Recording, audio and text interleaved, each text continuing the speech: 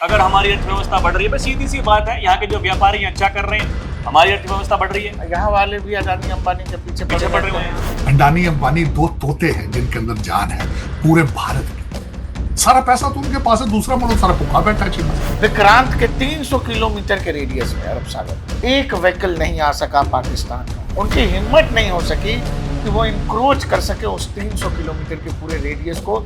हम तो तबाह हो जाएंगे, लेकिन हिंदुस्तान भी तबाह हो जाएगा। सर दुनिया तबाह हो जाएगी। नई रिसर्च के मुताबिक दुनिया 90% इफेक्ट हो जाएगी। लेकिन 56 कंट्रीज हैं जहां मुस्लिम कंट्री इस्लाम जिंदा रहेगा, हिंदुइज्म जो है वो एक ही जिसका। This time, if Pakistan dare take any action, and Pakistan knows it, what we are going to do. आजादी के बाद से लेकर के अभी तक आमने सामने की लड़ाई में जब भी पाकिस्तान ने दुस्साहस किया है, तो फिर जिस गति के साथ में आए थे उससे दोगुनी गति के साथ में दुम दबाकर पीछे भागे हैं। दर्शकों नमस्कार, डीएनपी इंडिया में आपका स्वागत है। मैं हूं आपके साथ राहुल चौधरी और मेरे साथ मेरे सहयोगी प्रकाश मौजूद हैं।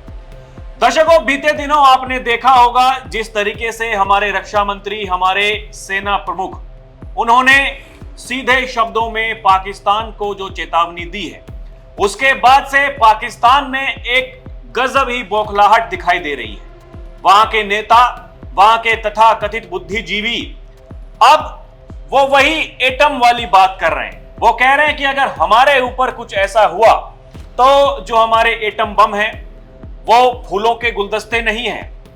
उनका ऐसा कहना है कि हिंदुओं का एक देश है भारत, हिंदुस्तान, और यहूदियों का एक देश है इजराइल।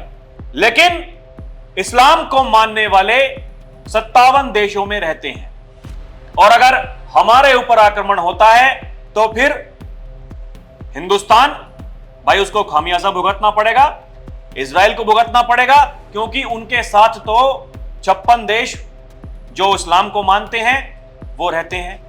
आप देखिए, ये भाषा जो है हिंदुओं को खत्म करने वाली। अब कुछ लोग सोशल मीडिया पर ये कह रहे हैं, दर्शकों, ये जो हमारे यहां विपक्षी नेता जो राजनीति करते हैं, हिंदुओं को जात में बांटकर और तुष्टीकरण की राजनीति, यानी वही जो अल्पसंख्यक समाज है उसकी वोट उन्हें लेनी है। और देखिए प्रकाश भाई, यहां होता भी यही आया है आजादी के बाद से लेकर के अभी तक। आप देख लीजिए, सेम पैटर्न है। पहले कांग्रेस पार्टी और उसके बाद में जहां जहां क्षेत्रीय दल मजबूत हुए हैं वो वही उनकी राजनीति है। जो जिस राज्य में जिसकी आबादी ज्यादा है, किसी पिछड़े वर्ग की, उनकी वो बात करते हैं और मुस्लिम समाज की बात करते हैं। उसके अलावा उनके एजेंडे में कुछ है नहीं। पाकिस्तान के जो ये तथाकथित बुद्धिजीवी हैं, ये भी वही बात कर रहे हैं। अब समस्या इस बात की है प्रकाश भाई, ये कब तक चलेगा? जिस एटम बम की वो बात कर रहे हैं, हमारे देश के प्रधानमंत्री नरेंद्र मोदी ने एक बार नहीं कई बार ये कहा है, ये एटम की गीदड़ भभकी से हम डरने वाले नहीं हैं। और जिन हथियारों पर आप इतराते थे वो हथियार मलबे के ढेर में दबे हुए हैं। ये पाकिस्तानियों को ये क्या हो जाता है, ये बार बार इनको वो इस्लाम याद आता है, इस्लामिक देश याद आते हैं, और सीधे सीधे यहाँ हिंदुस्तान पर नहीं, अब यहाँ के जो हिंदू हैं ये उनको टारगेट करने की बात की जा रही है। राहुल जी, कुछ ऐसा है जो बहुत तेजी से हो रहा है और पाकिस्तान में पैनिक है इस सिचुएशन की वजह से। आपको याद होगा कि आसिम मुनीर ने अभी 1 महीने पहले ये कहा था कि हम जो है अगली बार जो अगर हमको छेड़ा गया तो हम जो आपका जामनगर का रिफाइनरी है मुकेश अंबानी का, हम उसको ये करेंगे। ऐसा कहने वाला वो अकेला नहीं है, पाकिस्तान के बड़े बड़े बुद्धिजीवी हैं, उनका कहना है कि हम जो है अडानी अंबानी को निशाना बनाएंगे। मतलब अगर हमारी अर्थव्यवस्था बढ़ रही है, सीधी सी बात है, यहाँ के जो व्यापारी अच्छा कर रहे हैं, हमारी अर्थव्यवस्था बढ़ रही है, यहाँ वाले भी अडानी अंबानी के पीछे पड़ रहे हैं। कोई भी देश, दर्शकों, एक चीज समझना, ये जो लोग किसान किसान किसान किसान मजदूर मजदूर मजदूर मजदूर करते रहते हैं, इनके पास राज्यों में भी सरकारें हैं, ये लोग केंद्र में भी रहे हैं। ये इतने हिमायती होते तो सारा किसान आज मर्सिडीज में घूम रहा होता, BMW में घूम रहा होता। जैसी परिकल्पना और जैसी तस्वीर ये दिखाते हैं, किसी देश के लिए जितना किसान जरूरी है या मजदूर जरूरी है, उतना ही जरूरी कोई व्यापारी या कोई बिजनेसमैन भी है। कोई भी बिजनेसमैन जिसको नेगेटिव पोर्ट्रे किया जाता है वो चोर नहीं है, वो डकैती नहीं कर रहा है, वो बेईमानी नहीं कर रहा है, वो सरकार को टैक्स देता है, लोगों को रोजगार देता है, और जितना ज़रूरी हम और हमारा काम है उतना ही ज़रूरी उस बिजनेसमैन के लिए। अब आप एक चीज़ देखिएगा, पाकिस्तान के निशाने पर कौन है? वो कह रहा है कि मुकेश अंबानी को जो है दुनिया की सबसे बड़ी रिफाइनरी है, हम उसको निशाना बनाएंगे। मुकेश अंबानी को निशाना बनाना मतलब किसको निशाना बनाना? क्या केवल नुकसान मुकेश अंबानी का है या इस देश का नुकसान है? उनको पता है कि मुकेश अंबानी को निशाना बनाएंगे, मुकेश अंबानी एशिया का सबसे अमीर आदमी है, उसको निशाना बनाएंगे मतलब इंडियन इकोनॉमी को निशाना बनाएंगे, वो हमारी अर्थव्यवस्था को निशाना बनाना चाह रहे हैं। और इस दफा हमारे ISPR ने कहा था कि अब वहां हम शुरू करेंगे जहां से हमें भी चीखों की आवाज आए। वो मतलब उनका अंडानी और अंबानी की तरफ, जो कि तोते की कहते हैं ना, जिन की जान तोते में होती है। अंडानी अंबानी दो तोते हैं जिनके अंदर जान है पूरे भारत की। सारा पैसा तो उनके पास है, दूसरा मुल्क सारा भुखा बैठा है। चीमा साहब दूसरे मुल्क में रहे, वो सारे आटा सरकारी लेके खा रहे हैं, सिर्फ दो लोगों के पास पैसा है। 4 ट्रिलियन इकोनॉमी है ताड़ साहब, वो कहते हैं हमारी तो सारी इकोनॉमी तो दो गुजराती, 3-4 गुजराती हैं चीमा साहब जिनके पास सारा पैसा है, दूसरा किसी के पास कोई पैसा नहीं।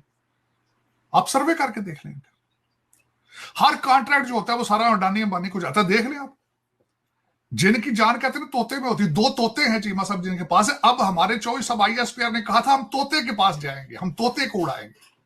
चल, जहां से दुनिया की सबसे बड़ी लार्जेस्ट रिफाइनरी से सारा कुछ हो रहा है, वहां से शुरू होगा। कोई नहीं, ठीक है चीमा साहब। पाकिस्तान को एक दफा एक लीडरशिप चाहिए थी, वो मिल गई है उनको, जो who's desperate to die for the country, who's desperate। मौत का खौफ इससे बहुत से बड़ी चीज तो कोई नहीं होती चीमा साहब। तो लेट्स सी इट, ट्राई करें ना। मैं कहता हूं ना, कहते खुशबू लगा के आओ ना यार, पाकिस्तान क्या फर्क पड़ता है, आओ ना। मैं तो पहले भी कहता था बंद क्यों किए, ये कहते ना कि हमने बंद क्यों की बंद। भाई अगर तुम जीत रहे थे तो शुरू रखते, क्या फर्क पड़ता है? देखते इस दफा, देख लेते। आप एक चीज समझना, जो जवाब जो कुछ कहा गया हमारे रक्षा मंत्री की तरफ से, वो भी भुज से कहा गया। जो हमारे सैन्य चीफ थे, उन्होंने जो बयान दिया, वो सब आप जब जोड़ेंगे, भुज से बयान देना रक्षा मंत्री का, वो सीधे सीधे कराची को लेकर मैसेज है कि हम जो है मैप बदल देंगे। सरक्रीक को लेकर हमारा लंबा विवाद रहा है पाकिस्तान से, मैप बदल देंगे का मतलब वहीं सामने कराची है मेरे भाई।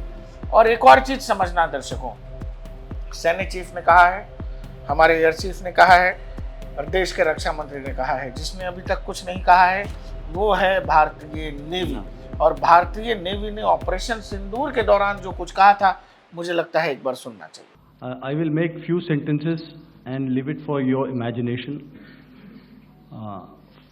First of all, as I mentioned, we have quantitative and qualitative edge to deliver a massive blow to our adversary, and we completely dominate in the maritime front. This time, if Pakistan dare take any action, and Pakistan knows it, what we are going to do. तो राहुल जी, जो बात देश के रक्षा मंत्री, देश के सैन्य chief और एयर चीफ कह रहे हैं, ये बात बहुत पहले नेवी कह चुकी है ऑपरेशन सिंदूर के समय। अरब सागर में इंडियन नेवी की प्रेजेंस इतनी घातक और इतनी क्या कहते हैं अग्रेसिव पोस्टरिंग थी वहां पर, और एकदम बैटल रेडीनेस के साथ, जिस तरह से उनकी रेडीनेस थी, आप यकीन करिए कि कराची बंदरगाह से जो है कोई भी पाकिस्तानी नेवी का शिप वहां से अरब सागर में आ नहीं सका। दूसरा, डोमिनेंस इस लेवल का राहुल जी कि अरब सागर से 300 किलोमीटर के रेडियस में जब वहां पर भारत के विमान वाहक पहुंचे, विक्रांत था वहां पर, विक्रांत के 300 किलोमीटर के रेडियस में अरब सागर में एक व्हीकल नहीं आ सका पाकिस्तान का। उनकी हिम्मत नहीं हो सकी कि वो इंक्रोच कर सके उस 300 किलोमीटर के पूरे रेडियस को, जिसका प्रॉपर डोमिनेंस जिसको कहते हैं, वो डोमिनेंस किया कि हमको जब मारना होगा हम मारेंगे, और तुमको लगता है तुम हमारी जासूसी कर लोगे या आमने सामने की लड़ाई में आ सकोगे, तो 300 किलोमीटर के रेडियस में हम आपको घुसने नहीं देंगे। इस रेडीनेस के साथ और प्रॉपर अलर्ट भेजे जा रहे थे लगातार कि आप अगर हमारे रेडियस में आए तो हम निपटा देंगे। और ये जवाब इंडियन नेवी पहले दे चुकी है। इसीलिए मुझे ये लग रहा है कि कुछ ऐसा हो रहा है राहुल जी जिसको लेकर प्रॉपर मैसेजिंग है, और मैसेजिंग भी ऊपर से नीचे तक। टॉप लीडरशिप जो है भाई, सबसे पहले रक्षा मंत्री का बयान आता है, उसके बाद में सेना प्रमुख, वायुसेना प्रमुख का बयान आता है। प्रकाश भाई, अब एक बड़ी बात यहाँ पर एक और हो जाती है। पहलगाम का नरसंहार हुआ, उसके बाद में देश के प्रधानमंत्री ने उसके 2 या 3 दिन बाद जब वो बोले, उन्होंने कहा मिट्टी में मिला देंगे आतंकवादियों के आकाओं को। पाकिस्तान की गीदड़ भभकी ये एटम वाली तभी शुरू हो गई थी। अब आप देखिए, यहाँ हमारे जो रक्षा मंत्री हैं, सेना प्रमुख हैं, उन्होंने बयान दिए। उनके बयान देने के बाद में वो फिर से वो कार्यक्रम वहां पाकिस्तान से चालू हो गया है। हमारे साथ में देखिए 57 देश हैं हम इस्लामिक, और उनका ये कहना कि हिंदुओं का एक ही देश है, उनका ये कहना यहूदियों का एक ही देश है। इनको क्या लगता है, क्या इन्हें पता है भारत पर अगर आक्रमण करोगे तो नेतन्याहू उधर से मानने वाले नहीं? वो पहले कहते हैं मुसलमानों के जो देश हैं, जो आतंकवादियों के आका हैं, उनको हम मिट्टी में मिलाने जा रहे हैं। यहाँ सीधे राहुल जी एक चीज समझिए, ये पूरा देश जाहिलों का है। जो अंतिम और पहली बात है वो यही है। तो जब भी आप डील कर रहे हैं तो जाहिलों से डील कर रहे हैं। अभी देखो इनकी हालत जो क्रिकेट में है, क्रिकेट के मैदान में कैसे है ये, वो चाहे इनकी महिलाएं हो या इनके पुरुष हो, पिछले 4 संडे से ये मार ही खा रहे हैं। 3 संडे हमारे मेंस क्रिकेट टीम ने मारा और पिछले संडे को हमारी लड़कियों ने मारा। वैसा ही देश है। हमारी इकोनॉमी और उनकी इकोनॉमी के बीच जो अंतर है, वही फर्क 10 गुने का फर्क कह लीजिए। मतलब मानसिकता में भी है। हाँ, मानसिकता में भी। और ये लोग डिल्यूजन में रहने वाले लोग हैं। इनको आप थप्पड़ मार दो वो तो ठीक है, लोग लाइव मैच देख लेते हैं राहुल जी। हम लोगों ने पहले भी कहा, नहीं तो ये लोग विक्ट्री मार्च वार्च निकालते हैं। अभी देखिए जो हमारी सेना ने कहा है उस पर इनकी तरफ से जो जवाब आया है, देखिए ये कह रहे हैं कि we have noted with grave concern delusional, provocative and jingoistic statements coming from the highest level of the Indian security establishment. These irresponsible statements indicate the revenge attempt to fabricating arbitrary precepts for the aggression of prospective. इसमें एक चीज आप ये देखना, provocative, delusional और jingoistic, ये तीनों शब्द जो इन्होंने कहे हैं, ये सभी शब्द पाकिस्तान के लिए। हम किसी को प्रोवोक नहीं करते भाई, हम किस लिए करेंगे? तुमने जब जो किया है हमने जवाब दिया है। उसके बाद कह रहे डिल्यूजन में, हम लोग डिल्यूजन में नहीं रहते भैया। हमारे यहाँ अगर कोई हार जाता है तो हम हार गया बता देते हैं। हमारे यहाँ अगर कोई सेना का जवान शहीद हुआ, हम नहीं छुपा सकते। हमारे यहाँ ये सिस्टम है ही नहीं। अगर गलवान घाटी में हमारे लोग शहीद हुए हैंड कॉम्बैट में, हमको बताना पड़ा कि हमारे 20-22 जवान वहाँ शहीद हुए। चीन सालों तक नहीं बताया, लोगों को तब पता लगा जब वहाँ एक जगह पर 100 से ज्यादा जो है लोगों के ग्रेवयार्ड निकले, तो लोगों को लगा कि गलवान में 100 से ज्यादा चीनी सैनिक मरे थे। और पाकिस्तान अभी भी अपने लोगों को नहीं, हमारा देश ऐसा नहीं है राहुल जी। इसमें एक आध शब्द और है जिस पर हम लोग बात कर सकते हैं, जिसमें वो कह रहे हैं कि जी कैटेस्ट्रोफिक की, मतलब ये शब्द का इस्तेमाल बेसिकली तब करते हैं जब 2 देश न्यूक्लियर उसमें चले जाते हैं, कि एक ऐसी तबाही जो आपने नहीं देखी है, हम ऐसा कर देंगे। पहले इन मूर्खों, इन जाहिलों से ये पूछो राहुल जी, इनके बम इनके पास हैं?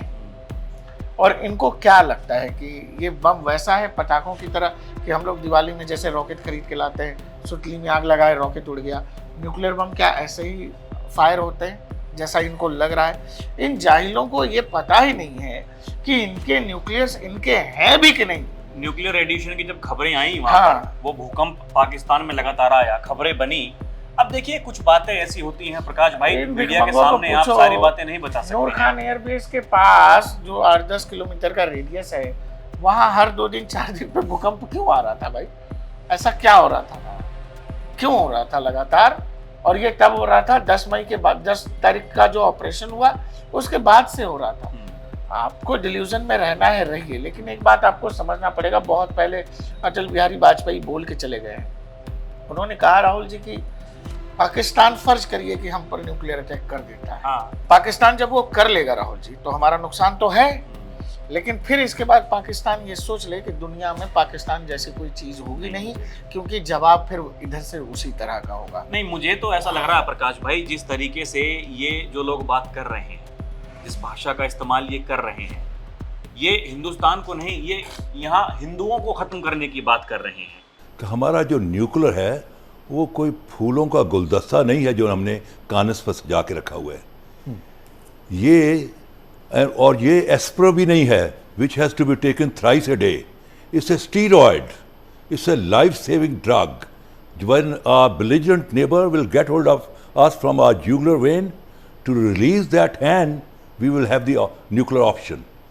और यह भी दुनिया को बताना होगा कि हम तो तबाह हो जाएंगे लेकिन हिंदुस्तान भी तबाह हो जाएगा। सर दुनिया तबाह हो जाएगी, नई रिसर्च के मुताबिक दुनिया 90% इफेक्ट हो जाएगी। लेकिन 56 कंट्रीज हैं जहां मुस्लिम कंट्री, इस्लाम जिंदा रहेगा, हिंदुइज्म जो है जिसका वो खत्म हो जाएगा। इजराइल भी एक है और यानी यहूदियों का भी एक मुल्क है, that will be end.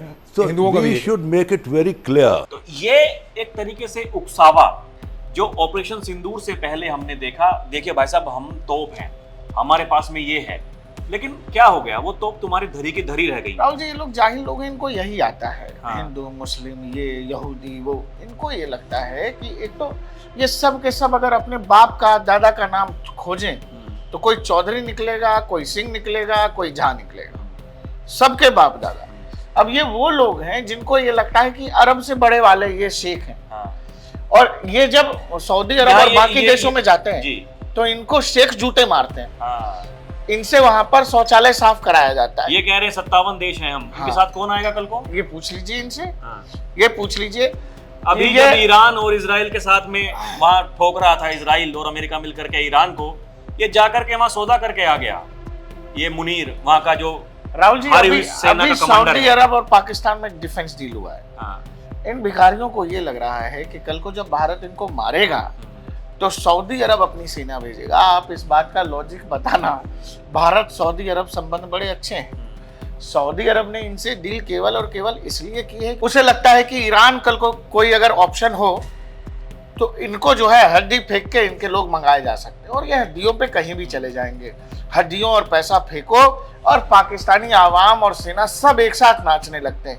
इनकी कमजोरी दुनिया को पता है, इसीलिए वो वाला डिफेंस डील किया गया। इसलिए नहीं बात और भी है कि पाकिस्तान मार खाएगा और सऊदी अरब पाकिस्तान की मदद करेगा। सऊदी अरब के जो सिपाही हैं, वहाँ के जो फौजी हैं, उनके पास में उनको ट्रेन करने के लिए अपना कोई दिमाग नहीं है। ये पाकिस्तानी फौज है जो उनको ट्रेनिंग देती है। हाँ। जिनके भरोसे वो चल रहे हैं। और ये पाकिस्तान के जो फौजी हैं, जब हमारे फौजियों के सामने आते हैं तो फिर क्या हुआ है, ये इतिहास पूरी दुनिया जानती है। आजादी के बाद से लेकर के अभी तक आमने सामने की लड़ाई में जब भी पाकिस्तान ने दुस्साहस किया है तो फिर जिस गति के साथ में आए थे उससे दोगुनी गति के साथ में दुम दबाकर पीछे भागे हैं। ये यहाँ पर जो हमारी सेना है उसकी ताकत है और जो हमारे फौजी हैं ये उनकी ताकत है। उनके सामने ये कहीं नहीं टिक सकते। देखिए, ये इनके दिमाग में केवल जिहाद भरा जाता है, यहाँ देशभक्ति भरी जाती है। यहाँ जो हमारा सैनिक है वो जब भर्ती होता है उसको एक ही चीज का पता है, मैं सेना के लिए कर रहा हूं, मेरी जान चली जाए कोई दिक्कत नहीं है। लेकिन उनके दिमाग में कुछ अलग है, वो जिहादी हैं, वो कट्टरपंथी सोच जो उनके दिमागों में भरी जाती है।